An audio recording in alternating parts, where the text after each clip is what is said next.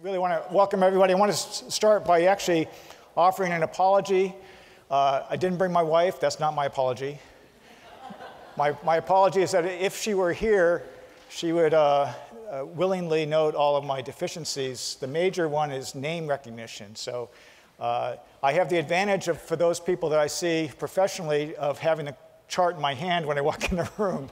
So please forgive me if the name just eludes me. That's a problem.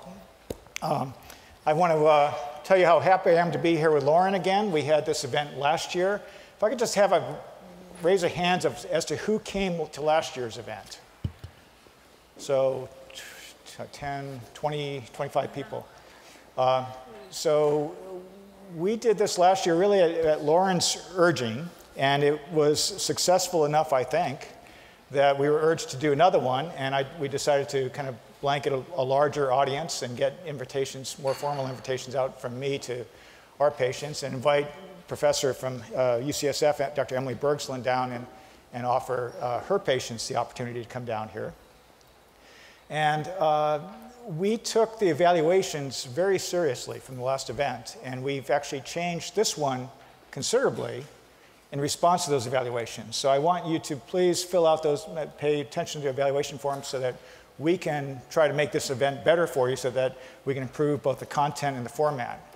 Our last event, we had 120 people. It was in a very small room down there. I had to guarantee over 200 to get here, and I think we had a RSVP of 220 plus 235. 235. So for rare disease, that's really pretty good. We had a colorectal cancer group here last March that was 350, and by comparison, it's about 10 to 50-fold more common. So you should be congratulated. I really appreciate you giving up a Saturday, and some of you traveled very far. Do we have anyone here from the East Coast? Last year we had somebody from New Zealand. That one, two East Coasters? Okay. Anyone who came further from the East Coast, further than the East Coast? South America, Europe, no. Okay. Stanford's a nice place to visit. Sometimes we get people from all over. Anyway, Lauren, I'll let you go ahead. Great. Well, thanks so much, George. I just wanted to start by, thanking you all for coming and taking your Saturday to spend with us. I hope you really enjoy the program that we've assembled. And I'd also like to acknowledge some of the people that have made today's event possible. At the Caring for Carcinoid Foundation, all the donations that we receive from individuals, those go directly to research. And so really the only way that we can put on events like this one here today is through the generosity, first of all the speakers. All the speakers attending here today are doing so at their own expense and on their own time. And we're really very grateful to them for taking the time to come out here today. And also, of course, our corporate sponsors. Without that sponsorship, we'd have to charge for these events, which is just something we wouldn't be comfortable doing. So we're really grateful to both those groups of people. I'd also like to thank, of course, Dr. George Fisher and Dr. Pamela Coons here from Stanford. I think this year they had a better understanding of what they were getting themselves into, but certainly very grateful to the leadership and the assistance all the time they've put into planning this event. It's really due to them that we have such a great educational program planned for this morning. So, then with that, I want to kind of follow on what George had mentioned, which is that we really took the feedback from last year's event very seriously. And one of the major themes that came through was how important it was for patients to have the opportunity to network and to collaborate with one another. And so, of course, part of that is recognizing some of the groups that are represented here today that are really working hard to both promote research and also to promote information to patients and to provide other support to patients. So I'd like to acknowledge just a couple of groups that are here, and there may be many more, and I apologize if I miss your support group. Please feel free to come up to me and I'll announce it at a later time. But today from Southern California, we have two groups represented. We have the Southern California Carcinoid Fighters, which are represented by Pat Jarenday. And then we also have two groups. One is from Redondo Beach, and the other is the SCA4 group from Los Angeles. And today we have Jan Naratomi Hart representing those groups. And Jan is the woman that you may have seen in the beginning that has a lot of really great educational information for patients, and you're welcome to peruse those tables and speak with Jan.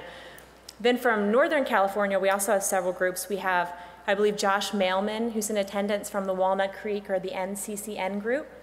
And then we have Kathy Arbanison with the Northern California Neuroendocrine Cancer Fighters. And finally, Tony Hussein with the Kaiser Support Group. So again, when you first entered the auditorium, the building, you may have noticed on your left, there were some tables. We're encouraging any support groups to put information there, and please feel free to use that as a meeting ground if you're interested in learning more about those groups. And that's really all. I don't want to take any more time. I'll turn the floor back over to George. Yeah, I just want to mention in terms of groups, there are professional groups that specialize in neuroendocrine tumors, and it's a relatively recently made group. I think it's in its 4th year. The North American Neuroendocrine Tumor Society, or NANETS, is actually a stepsister of the European Neuroendocrine Tumor Society, or ENETS. And ENETS started about 15 years ago and really set the stage for establishing guidelines for this disease and establishing a symposia that provide professional education for patients, for the physicians, the oncologists, the gastroenterologists, the internists, so that people would be better equipped to diagnose the disease early and have a better sense of how to treat this unusual disease. So the North American Neuroendocrine Tumor Society, or NANETS, is the group that we belong to. And I think that it's critical to know, I mean, I give talks around the country on clinical trials. There is no progress in medicine without patients who volunteer for clinical research. We can cure mice left and right, but the drugs we use to cure mice will never make it unless we have willing participants to say, okay, sign me up, I'll volunteer my body for this new drug, hoping that that is a good drug for me. I'll volunteer my blood draw for a test that might give us new markers that correlate with how the cancer does. I'll volunteer a piece of the tumor that is stored in some hospital in Timbuktu to your research effort so that you can look at the molecular analysis of that tumor and come up with correlates to my specific tumor that might help me or might help other people who are afflicted with this disease. So those patients who volunteer for therapeutic trials or trials where there's a drug involved or a treatment specifically designed to test that treatment. And just as important, in fact, one of the themes for this conference is a database. A database sounds such a silly thing here in Silicon Valley. Everyone's got a database. But in fact, for rare diseases, in fact, I'll tell you a story. Eric Schmidt's a friend of mine just because we had kids the same age, and I coached his daughter in volleyball. Eric calls me up one day and says, George, I've got a friend with a rare tumor. Who sees this kind of tumor? Who's the expert in this kind of tumor? And I said, well, it's a rare tumor. There's really a few people who write reviews, but they're usually fellows who are just trying to get publications so they can become faculty.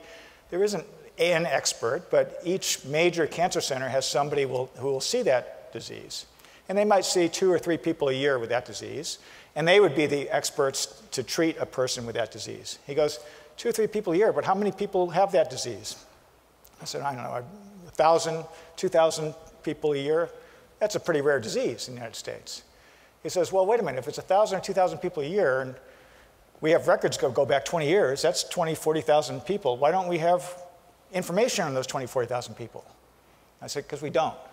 Because each one gets treated at a different hospital. There's no shared information among those hospitals. And just like you'd expect from a Google CEO, he says, why don't we extract that information, put it all in one database, and then learn from it so that those patient experiences, those clinical summaries are not wasted, that we can all learn more about that otherwise rare disease. It's brilliant, of course, and he's actually trying to do that through an affiliation with Princeton. But we're nowhere near that. Until we get to that level where we can extract data from every hospital on every patient, the only way to actually get that information is to volunteer to enter a database. And Nate, are you here? Not sure. Nate Wilcox-Vogel was out there. He's been organizing our database. Pam Kuntz is the head of it. And actually, Lauren Erb and the Carcinoid Foundation helped fund the database so we get started on this. The database consists of some basic survey, some clinical information, a blood draw, and ideally, eventually a sample of the tumor, wherever the tumor biopsy was done.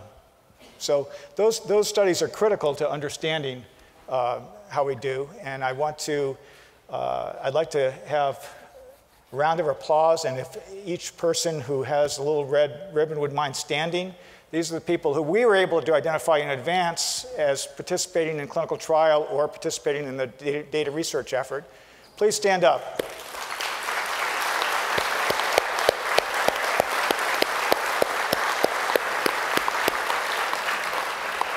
And I'm sure we missed several of you, including people who have entered trials at other institutions, and you're welcome to go ask Nate for one of those medals, because we want to honor research wherever it's done, because it contributes to the greater good.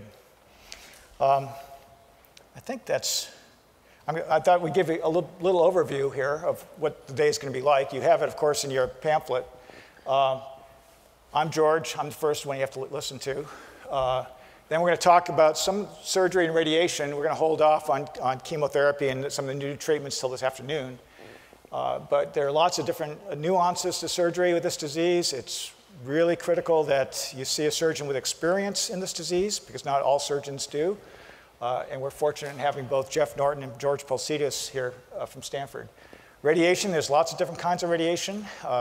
Dr. Albert Kuhn is an expert in applying very focused radiation to tumors. A CyberKnife was invented here at Stanford. In fact, the linear accelerator was invented here at Stanford. So modern radiation has really come from Stanford. And Albert Kuhn has kind of applied those technological advances to GI cancers and neuroendocrine tumors specifically. John Louis from interventional radiology. Those are the people who put a needle anywhere you ask them to and put stuff in or take stuff out.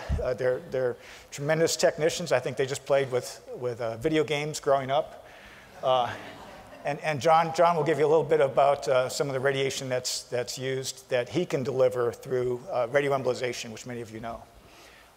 Nutrition, always a hot topic. I still remember giving a talk at Lauren's request in Los Angeles, and I thought it was pretty hot. You know, I gave a talk about all these new drugs that I'm really excited about, and a wonderful, very attractive nutrition expert gave a talk about nutrition, and afterwards we let people separate and divide up for talks. I sat in a lonely corner, and there were 400 people around her asking questions. So we're lucky to have Greta McCare. Greta is from UCSF. She's fantastic. She came down and gave a talk last year that I thought was wonderful. So we've invited her back to give another talk. And then, as is befitting after a nutrition talk, it's a little test. We'll have lunch. One of the recurring questions from last year's group was, wouldn't it be wonderful? Now, this is, I mean, 4 or 5 people, Lauren might remember, who asked, God, this is a rare disease, but neuroendocrine is a broad spectrum of rare diseases. Wouldn't it be nice if I could find the people exactly with my disease? Now, because of HIPAA, because of confidentiality, we actually kind of contemplated having different colored badges and things like that, and you could kind of go look around. The good news in this room is I would venture that if we had 10 people up here, you wouldn't be able to tell the patients from the spouses. That's not to say the spouses don't look great. The point is that everyone looks pretty damn healthy, right? So my pitch to you, or what we decided to do, as instead of sort of us identifying, for those people who would like to commingle with people of similar medical backgrounds. At the start of lunch, we're going to have 3 easels out there. And it took us a while to figure out how to do this too, but we're going to have one easel that is pancreatic neuroendocrine tumors. That's 1 in 250,000 in the United States, and I bet we have 20 to 50 in this room. So it's a rare disease, but if you'd like to meet other people with that disease, we'll have one easel, and you're welcome to go sit there and see if anyone else comes up. We'll also have one for carcinoid, for sort of standard carcinoid, and because not everyone even fits into those 2 categories, I'm actually going to have an other, and I'll try to go stand there and officiate and see if we can make sense of the other category. I don't want people to be left out. So that will be right at the beginning of lunch if you would so choose. If nobody chooses, that's fine. Fill out your evaluations if you think that there's a better way to do that so you can meet people with a similar problem. In the afternoon, after lunch, we'll have some tumor board case discussions with a variety of disciplines represented. And in fact, the case discussions were based on questions that you submitted with your registration. So we're trying to bring up cases rather than talk about a specific case, one of your cases. These are mirrored off those questions. So I hope that you'll find some of the people will find them relevant. Carcinoid syndrome, Emily Bergslin is going to give a talk on that. I've heard her talk before. It's a wonderful talk. I'm sure you'll enjoy that. Hot topics, so the controversies in neuroendocrine. We love controversies. We love to fight about it professionally, but our disagreements professionally sometimes come off as very confusing blogs when people try to transmit that information publicly. So we'll try to make some sense of the hot topics, or at least let you know where there's legitimate disagreements. Then we have a break, and during our breaks, we're going to have research posters. I think we have 9 research posters, and that's out of 15 or 20 that we could have had. And those will be students, trainees, residents, fellows who are doing research on this disease, and it will give you sort of a vignette of what types of things are going on that we're looking at for neuroendocrine tumors. And then we'll have the psychosocial panel, which actually was one of the more popular things last year. Manuela Kogan and our social worker, Natalie Newell, will be there. I'll have to talk with research again. That's where we'll talk a little bit about the clinical trials, and I'll give an update on how you think about clinical trials, and then we'll talk about the specific research projects going on in neuroendocrine with Pam Kuntz and Emily. And then appetizers, posters, and we hope to be done with the formal presentations 5:15, but mingling and appetizers to 6:15 with more posters. So it's a long day. Feel free to leave whenever you like. There's a wonderful Rodin sculpture garden. If you feel like you're got a block of time that's not relevant to you that you can walk to, you're welcome to sit out in the courtyard. We're delighted that you're here for the start.